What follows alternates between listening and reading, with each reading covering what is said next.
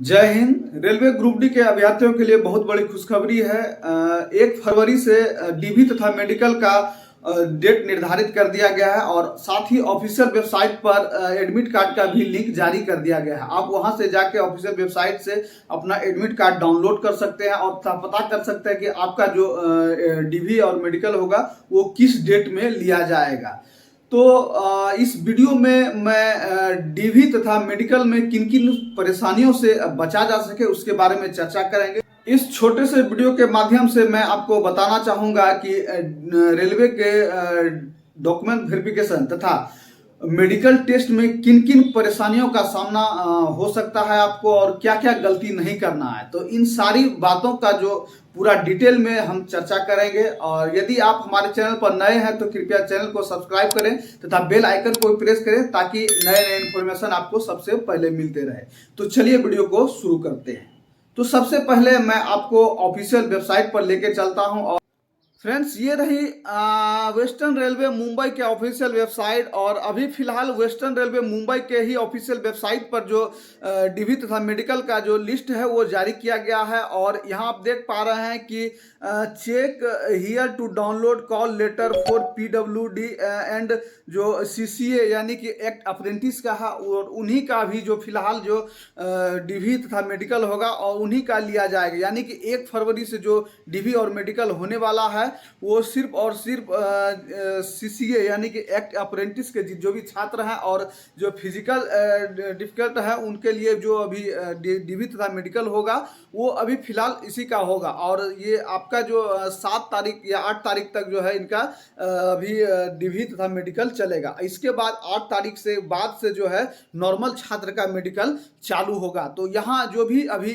CCA यानी कि apprentice वाले छात्र हैं और पीडब्ल्यूडी वाले छात्र हैं, यहाँ आप अपना रोल नंबर और डेट ऑफ बर्थ डाल करके यहाँ से आप जो अपने एडमिट कार्ड को डाउनलोड कर सकते हैं। फ्रेंड्स, अभी अभी वेस्टर्न रेलवे मुंबई के बोर्ड पर ही ऑफिशियल वेबसाइट पर ही जो डीवी तथा मेडिकल का लिस्ट जारी हुआ है और बाद बाकी जितने भी बोर्ड हैं उनके भी 1 से 2 दिन में सारे मेडिकल बोर्ड का जो डेट है वो निर्धारित हो जाएगा। धीरे धीरे सभी बोर्ड जो है जारी कर रहे हैं। और अभी फिलहाल जो आप देख पा रहे हैं ये जो डीवी तथा मेडिकल होगा वो जितने भी सीसीए यानी कि एक्ट अप्रेंटिस वाले छात्र हैं और जो दिव्यांग छात्र हैं उन्हीं का भी फिलहाल मेडिकल लिया जा रहा है। और बाद बाकी जो इतने भी नॉर्मल छात्र हैं उनका मेडिकल 7 या 8 तारीख से 8 फरवरी से ही मेडिकल और तथा डीवी होगा। और डीवी तथा मेडिकल में जाने से पहले आपके एडमिट कार्ड में जो भी इंस्ट्रक्शन दिए हैं उनको आप ध्यान पूर्वक एक बार अवश्य पढ़ लेंगे और जिसमें जितने भी इंस्ट्रक्शन दिए होंगे उस पर अमल करेंगे।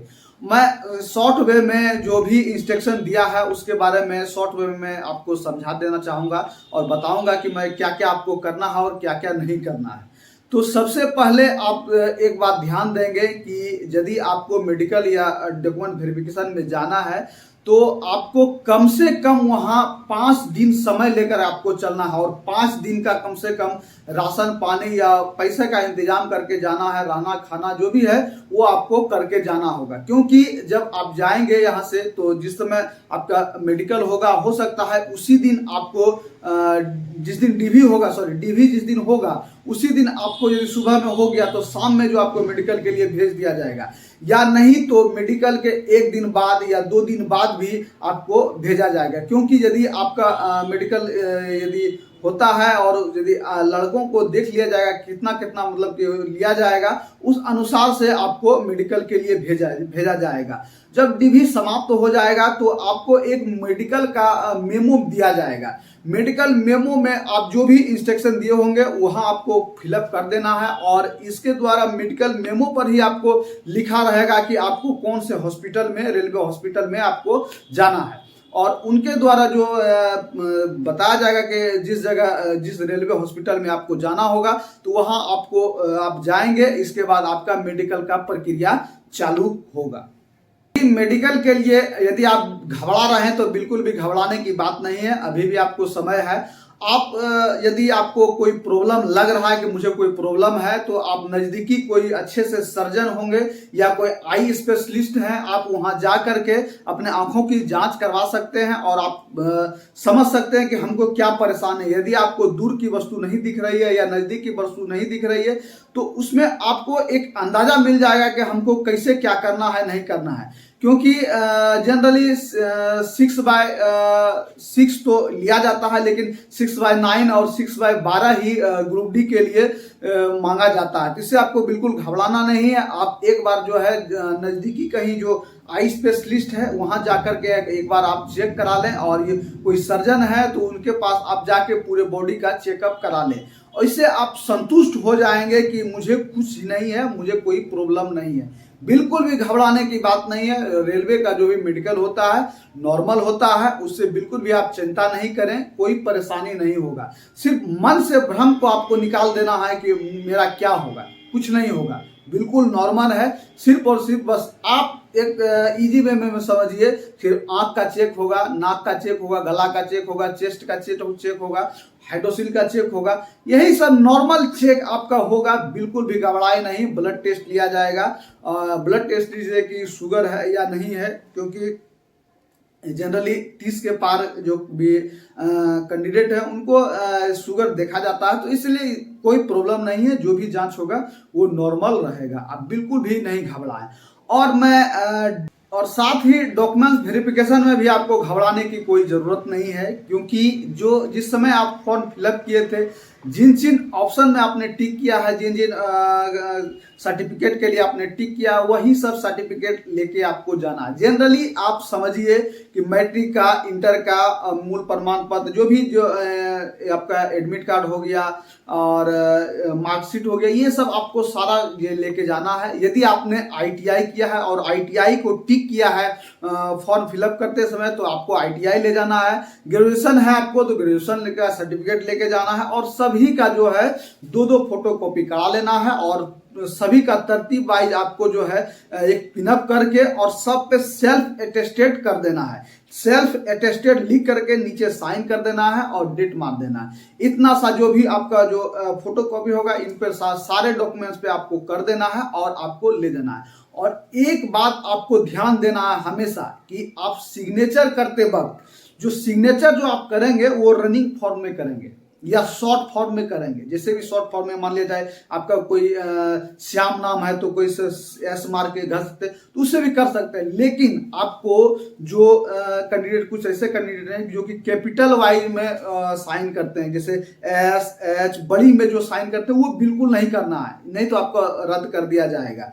आप ध्यान रखेंगे सिग्नेचर के लिए कि जो आपने शॉर्ट फॉर्म किए हैं, या शॉर्ट फॉर्म करते हैं तो शॉर्ट में भी करेंगे, या नहीं तो रनिंग वे में करेंगे। और कैपिटल में बिल्कुल भी सिग्नेचर नहीं करना है आपको, ये आप बातें ध्यान में रखेंगे। इसके बाद जो भी आपको मान लिया जाए कास्ट सर्टिफिकेट है, OBC का है, EWS का है, ये यदि आपको है तो करंट यदि 6 महीने तक का है तो आप ले लेंगे, नहीं तो अभी आपको 8 से 10 दिन समय मिल रहा है।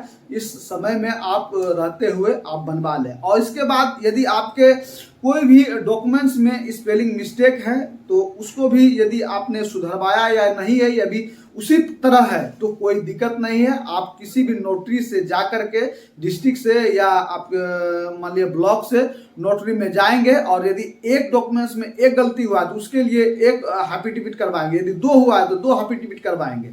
जितने भी गलती है, जिस सर्टिफिकेट में गलती है, उसके लिए आप एफिडेविट करवा के रख लेंगे, वो आपको मान्य हो जाएगा। इसके लिए बिल्कुल भी घबराना नहीं है, बिल्कुल भी नहीं घबराए, आपको कोई टेंशन नहीं होगा। मन बना के जाए, मन बुलंद करके जाए और नौकरी लें। इसके लिए आपको बिल्कुल भी चिंता नहीं करना है, डॉक्यूमेंट वेरिफिकेशन हो या मेडिकल हो, कुछ भी के लिए। हाँ, और एक बात आपको ध्यान रहना चाहिए, एक बात आप ध्यान देंगे, यदि आप एक्स सर्विसमैन हैं या अन्य कहीं जगह सर्विस कर रहे हैं, तो उसमें आपको पूछा जाएगा कि या आप कहीं और अन्य जगह सर्विस कर रहे हैं। यदि कर रहे हैं तो आपको क्लियर ही बताना है कि हाँ हम सर्विस कर रहे हैं, और वहां से आपने NOC लिया है या नहीं लिया है, ये पूछा जाएगा। इसको आपको क्लियरली आपको बताना है। या आपने कहीं सर्विस नहीं किए हैं या नहीं कर रहे हैं, तो उसमें बता देना है कि नहीं सर कोई सर्विस नहीं करते हैं। तो यहाँ आपको यदि कहीं सर्विस कर रहे हैं तो इनको आपको एनओसी देना है, तभी आपका एक्सेप्ट होगा, नहीं तो आपको वहां से भी रिजेक्ट हो सकता है।